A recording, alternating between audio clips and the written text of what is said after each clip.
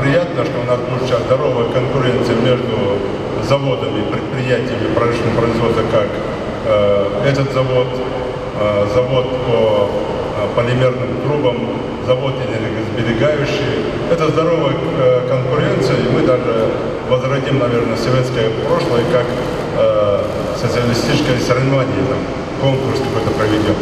Я прошу вас всех, руководство этого предприятия и особенно работников, отнеситесь душой к своей работе, к своей профессии, учитесь, нарабатывайте, делайте все, чтобы именно продукция этого завода, этого предприятия гремела далеко за пределами именно своим качеством и своей конкурентоспособностью.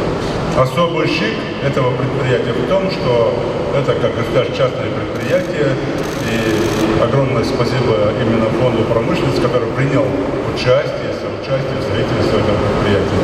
И мы вдвойне ответственны за те средства федеральные, которые были выделены для реализации этого проекта.